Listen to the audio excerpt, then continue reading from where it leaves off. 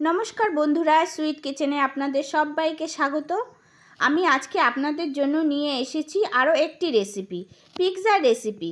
আমরা জানি পিৎজা বানাতে টক দই লাগে, কিন্তু আমি টক দই দেব না, দুধ আর লেবু দিয়ে পিৎজা বানাবো। তাহলে চলুন দেখে নিই পিৎজা বানাতে কি কি লাগে।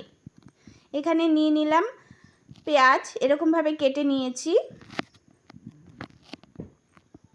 এখানে নিয়েছি বাটার, আর এখানে আদা রসুন আর কাঁচা লঙ্কার পেস্ট 1 চামচ।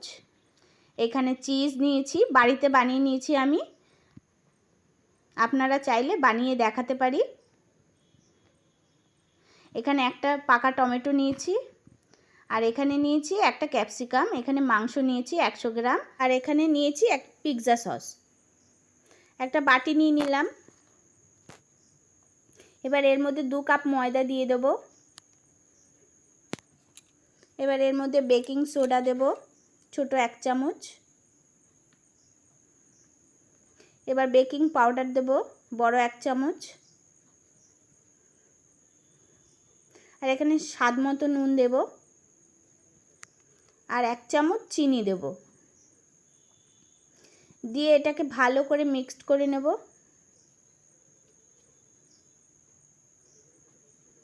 মিক্সড করা হয়ে গেছে। এবার লেবু চিপে দেব এর মধ্যে। কেটে নিয়েছি লেবুটা, পুরোটা দেইনি, 2 টুকরো দিয়েছি লেবু।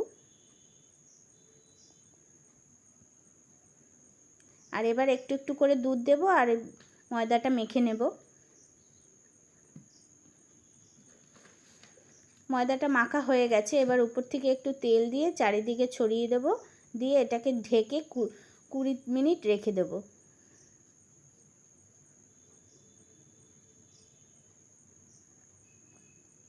এবার গ্যাসে একটা কড়াই বসিয়ে নিয়েছি। কড়াইটা গরম হয়ে গেছে। এর ভিতরে 1 চামচ তেল দিয়ে দেব।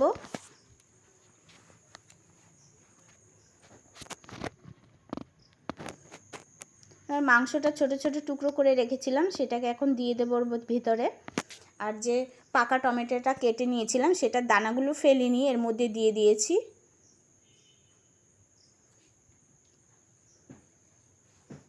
এবার পেস্ট করা মশলাটা দিয়ে দেবো 1 চামচ। হলুদ দেব 1/2 চামচ।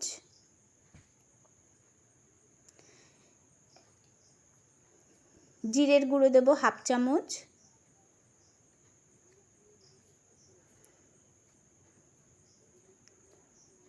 নুন দেব স্বাদ মতো। এবার এটাকে ভালো করে ভাজা ভাজা করে নেব।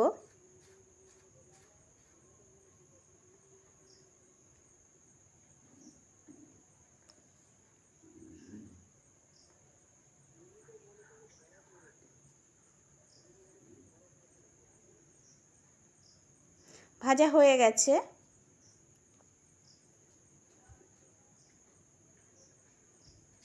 এবার একটা বাটিতে 1 কাপ দুধ নিয়ে নিয়েছি।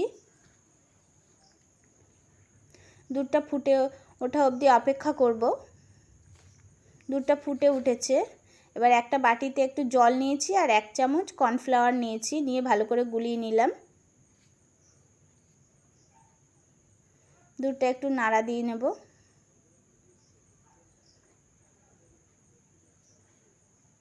দুধটা ভালো করে ফুটে উঠেছে। এবার 1/2 চামচ চিনি দিয়ে দেব, দিয়ে ভালো করে একটু নাড়িয়ে চাড়িয়ে নেব। এবার এই কর্নফ্লাওয়ারটা গুলিয়ে নিয়েছিলাম, ওইটাকে দিয়ে দেবো ওর ভেতরে, দিয়ে ভালো করে নাড়িয়ে চাড়িয়ে নেব।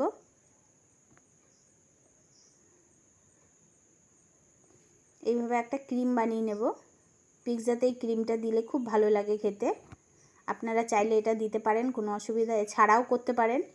এবার একটা কড়াইয়ের মধ্যে নুন দিয়ে দেব, দিয়ে ভালো করে গরম করে নেব।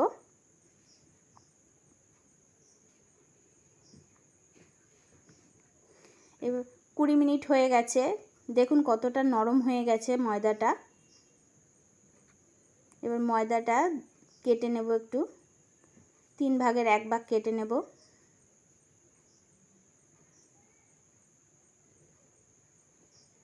এবার এই ছোটো টুকরোটা দিয়ে একটা রুটি করে নেব।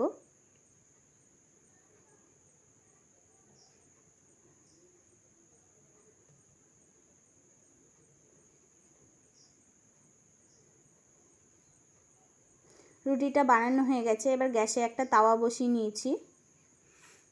এবার রুটিটা হালকা করে ছেঁকে নেব। বেশি ছেঁকবো না, যাতে দাগ না পড়ে, হালকাভাবে ছেঁকবো। গ্যাসের ফ্লেমটা একদম লোতে আছে।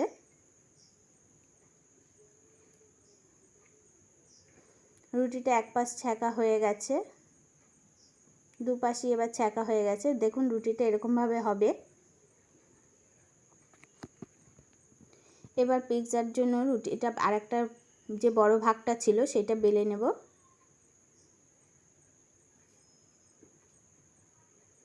দেখুন এইভাবে বেলেছি, মাঝখানে মোটা আছে, চারিদিক দিয়ে পাতলা করে বেলে নিয়েছি।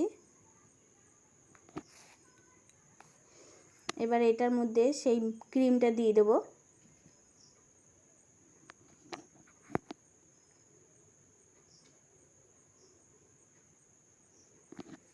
দিয়ে এবার ভালো করে ছড়িয়ে নেব।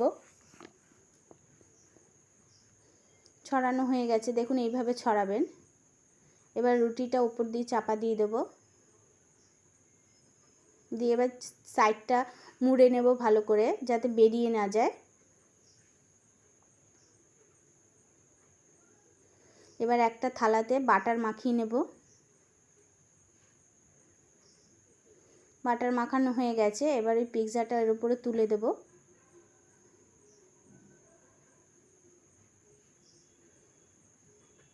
এবার এটার উপর থেকে একটু ভালো করে ফুটো ফুটো করে নেব, যাতে এটা ফুলে ওঠার পরে ফেটে না যায়।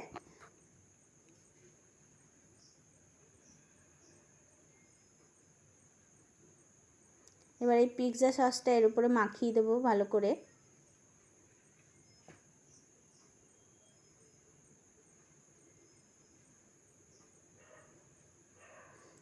চারিদিক ঘুরিয়ে ঘুরিয়ে ভালো করে মাখিয়ে নেব। মাখানো হয়ে গেছে। এবার চিজটা দিয়ে দেবো ওর উপর থেকে অল্প।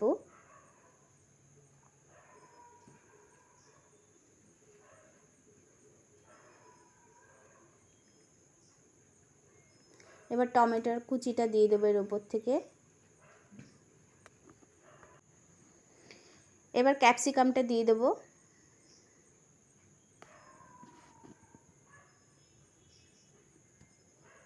দেখুন এইভাবে সাজিয়ে নেবেন। এবার পেঁয়াজটাকে দিয়ে দেবো ওর উপর থেকেই, চারিদিকটা ভালোভাবে দেওয়া হয়ে গেছে। এবার মাংসর টুকরোগুলো দিয়ে দেবো।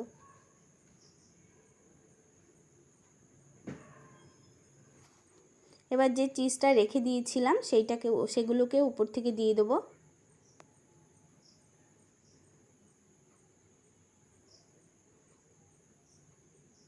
এবার এই চিজগুলোকে ছোট ছোট টুকরো করে দিয়ে দেবো উপর দিয়ে। এবার এই চারিদিক দিয়ে বাটার মাখিয়ে দেবো আঙুলে করে। কড়াইটা গরম হয়ে গেছে, নুনটাও গরম হয়ে গেছে। এবার এই থালাটা এর ভেতরে বসিয়ে দেবো। এবার উপর থেকে একটা থালা দিয়ে ঢেকে দেবো, যাতে গরমটা বেরিয়ে না যায়।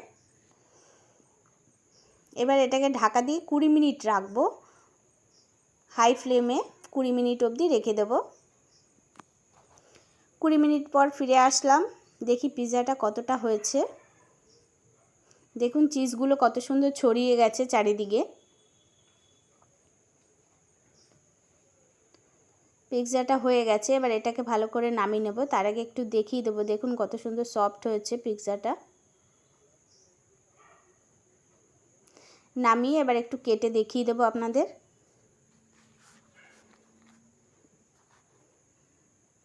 দেখুন কত সুন্দর হয়েছে।